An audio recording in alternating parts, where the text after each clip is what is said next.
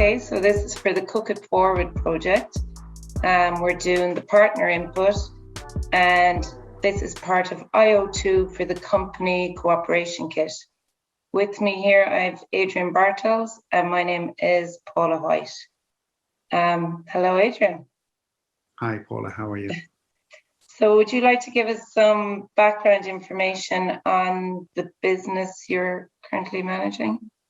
Yeah, I'm involved in the reopening of the Cashel Palace Hotel in Cashel, County Tipperary, which doesn't open until early 2022. However, in combination with that, we are running a gastropub called Mikey Ryan's Bar and Kitchen, which is located to the side of the hotel and links up to the hotel. So it's a current operational business, has been open since 2017.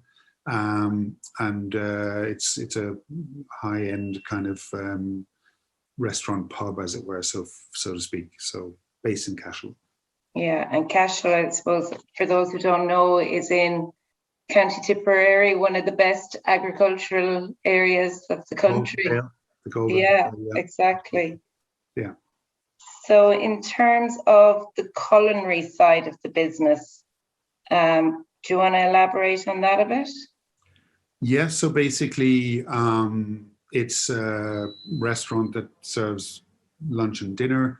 When I first came, I then hired a chef that worked for me in a previous operation that I used to run in Ardmore called the Cliff House, and he came on board and helped me to improve the current offering, which wasn't bad, but it was average enough. And we decided to also, funny enough, after the first lockdown, it gave us an opportunity to reset the whole operation, and we ended up realizing that there was a market for brunch. So we opened for brunch, lunch and dinner now, and we do a menu that starts at 10:30 until 3 o'clock, and you can have a full Tipperary Irish breakfast at 3 o'clock if you wanted to. And then we do dinner from 6 o'clock to 9 o'clock, 9:30. And that's a kind of a la carte style menu. So it's one of the top places in the area to dine in. There's other nice restaurants around, of course, as well. But we want to be a culinary destination, so we put a lot of emphasis on the provenance of the food, and we've visited a lot of Tipperary food producers. There's a very strong Tipperary food producers network, and we've met pretty much, I'd say 90% of them, all based in Tipperary, and they all provide various items of food and drink and so forth. And just an example, we literally have we call it the Tip the Plate. It's a breakfast plate which has pretty much everything on it that is supplied from a Tipperary food producer now. Super. Yeah, it's 12 euros. Supply chain.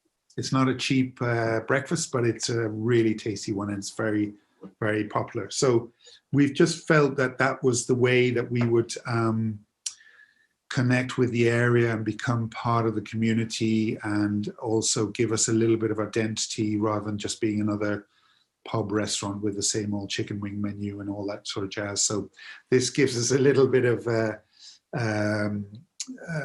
hook to hang our hat on, and also to co-brand and co-promote our other people who then feed back into their suppliers and go, listen, you have to talk to Mikey's and get your stuff in there, and it bottom line is that the products are really high quality. We wouldn't be using them if they weren't, because if they're just from Tipperary and they weren't any good, we wouldn't be using them, but they are really, really good. So we've been very lucky from that point of view, and we plan to push that on through into the hotel and become very much and it also links in with the whole sustainability, produce coming from the local area. It does not fly from Kenya or Malawi or wherever. Yeah. So that is also a key feature of what we're hopefully going to be talking about in the hotel, in terms of our green imprint and footprint on the nature in the area. So those are the... You're becoming a place on a plate. place on the plate, exactly. Yeah. Yeah, Yeah. that's great.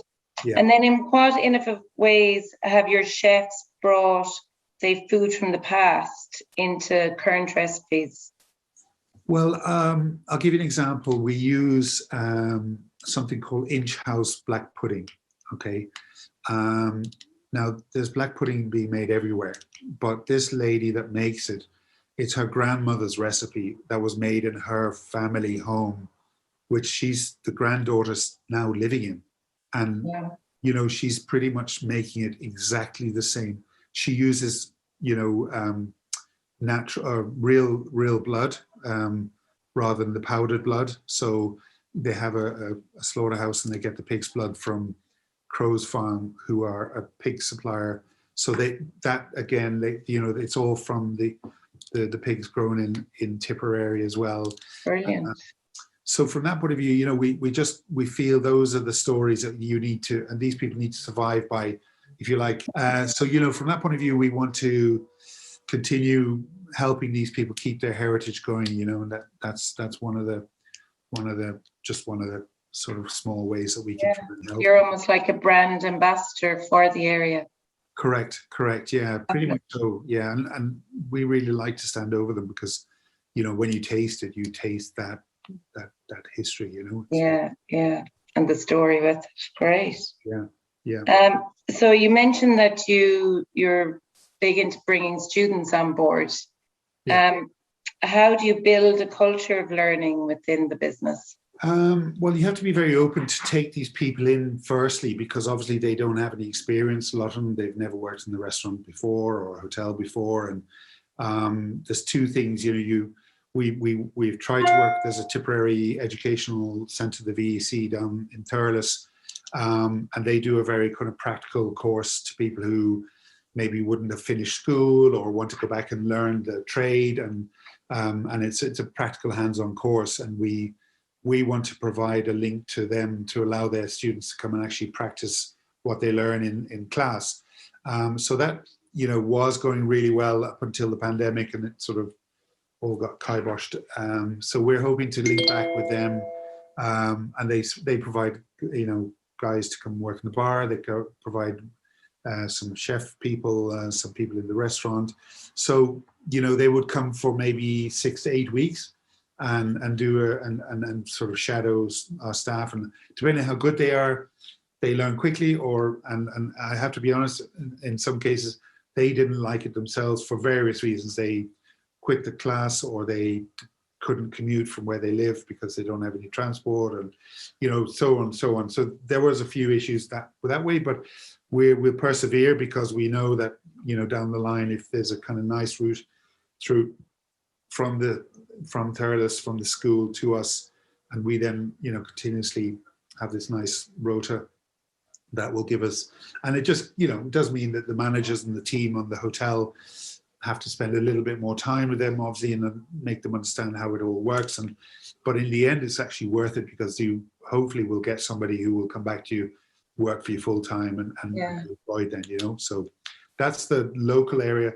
Another area where we work and we will be working very closely with, and I've worked before with, our colleges in Europe, particularly colleges. I work with colleges in Holland and France, and these are technical colleges that, like in those countries, to go to a technical college is seen as quite a good thing. In Ireland, it's probably a little bit looked down upon, I'd be honest with you. Yeah. But in Holland and France, becoming a technically trained chef or a waiter or receptionist or whatever it might be is seen as a very good course. So these are kids that come to us having decided to work in the hospitality industry.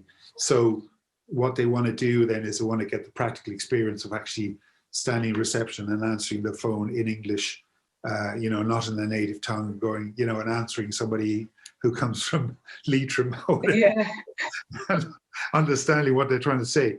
But that's all part of the fun of their experience. And I've had some, in previous hotel, we used a couple of colleges, and you really get some really smart people. We worked with students from Switzerland who worked in the hotel school in Switzerland, and these people are dedicated to work in the industry, so they want to learn. Yeah. Already the biggest hurdle to get over. They have the ambition. Yeah, yeah. And could you say ye ever learned anything from them? Oh yeah.